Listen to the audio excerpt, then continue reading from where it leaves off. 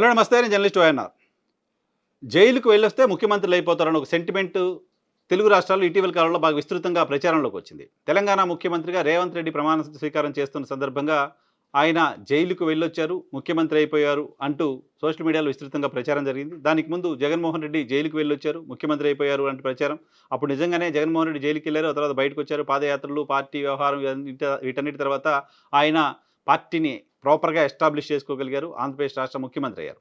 ఆ తర్వాత రేవంత్ రెడ్డి కూడా ఇక్కడ కేసీఆర్ సర్కార్ పైన పోరాటం చేస్తూ వచ్చారు. కేసీఆర్‌కి వ్యతిరేకంగా మాట్లాడుతూ వచ్చారు. కేసీఆర్ ఆయన్ని జైల్లో పెట్టించారు, జైలుకు పంపించారు లాంటి ఇంప్రెషన్ తెలంగాణ సమాజంలో ఉంది. సో, కేసీఆర్ పైన ఏ పార్టీలో ఉన్నప్పటికీ కంటిన్యూస్‌గా ఫైట్ చేస్తూ ఉన్నారు కాబట్టి ఆయన జైలుకు వెళ్లి రావడం ఆయనకు కలిసొచ్చింది. ఆయన ముఖ్యమంత్రి అయ్యారు లాంటి ఒక చర్చ తెలుగు రాష్ట్రాల్లో చూసాం. ఆ తర్వాత గడిచిన అసెంబ్లీ ఎన్నికల ముందు ఆంధ్రప్రదేశ్‌లో చంద్రబాబు నాయుడు గారు జైలుకెళ్ళడం, చంద్రబాబు నాయుడు గారిని అప్పటి సర్కారు జైలుకు పంపించడం, ఈయన జైలుకి వెళ్లి వచ్చిన తర్వాత చంద్రబాబు నాయుడు గారు కూడా ముఖ్యమంత్రి పీఠాన్ని అధిష్టించారు. సో, తెలుగు రాష్ట్రాల్లో జైలుకు వెళ్ళొస్తే ముఖ్యమంత్రి అయిపోతారు, జైలుకు వెళ్ళొస్తే పదవులొస్తాయి లాంటి ఒక చర్చ గడిచిన కొద్ది రోజులుగా నడుస్తుంది. అటువంటి చర్చకు బ్రేక్ పడింది ఢిల్లీ ఎన్నికల్లో. ఢిల్లీ ఎన్నికలకు సంబంధించి కేజ్రీవాల్ కూడా లిక్కర్ స్కామ్‌లో జైలుకి వెళ్ళొచ్చారు.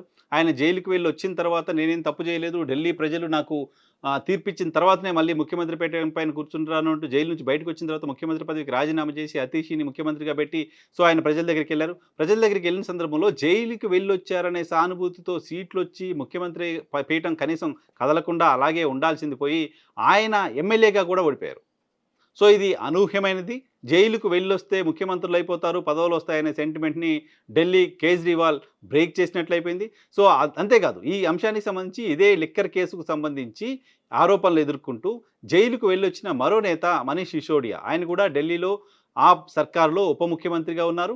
సో, ఆయన కూడా దాదాపు ఏడాది కాలానికి పైగా లిక్కర్ స్కామ్‌లో జైల్లో గడిపొచ్చారు. ఆయన కూడా ఎమ్మెల్యే పదవికి ఓడిపోయారు. ఉప ముఖ్యమంత్రి, ముఖ్యమంత్రిగా ఉన్న వాళ్ళిద్దరూ కూడా జైలుకు వెళ్ళొచ్చిన తర్వాత ప్రభుత్వం మళ్ళీ రావడం విషయం పక్కన పెడితే కనీసం ఎమ్మెల్యేలుగా కూడా గెలవలేకపోయారు. ఇది ఈ 2 ఇన్సిడెంట్స్‌లో లిక్కర్ స్కామ్‌కి సంబంధించి వీళ్ళిద్దరూ జైలుకి వెళ్ళొచ్చిన తర్వాత రాజకీయంగా ఇబ్బందులు ఎదుర్కోవడంతో సో, జైలుకి వెళ్ళొస్తే కలిసొస్తుందేమో, జైలుకి వెళ్ళొస్తే రాజకీయంగా రాజకీయంగా మంచి భవిష్యత్తు ఉంటుందేమో అని అనుకునే వాళ్ళకు సో, కేజ్రీవాల్ ఎపిసోడు ఒక నెగెటివ్ షేడ్‌గా చూడాల్సిన అవసరం ఉంది. ఇప్పుడు తెలంగాణకు సంబంధించి, ఆంధ్రప్రదేశ్‌కి సంబంధించి కూడా జైలుకు పంపిస్తారా? పంపించండి, మేము రెడీగా ఉన్నామంటూ సవాళ్ళు ప్రతిపక్ష పార్టీలకు సంబంధించిన నాయకుల నుంచి చాలా సందర్భాల్లో వింటూ వస్తున్నాం. సో, వాళ్ళందరినీ కూడా మోటివేట్ చేస్తోంది. జైలుకి వెళ్ళొచ్చిన తర్వాత ప్రజలు ఆశీర్వదిస్తారు. ప్రజలు మనం తప్పు చేయలేదనే విషయాన్ని ప్రజలు ఓట్ల ద్వారా తీర్పు చెప్తారని భావిస్తూ ఉన్నారు.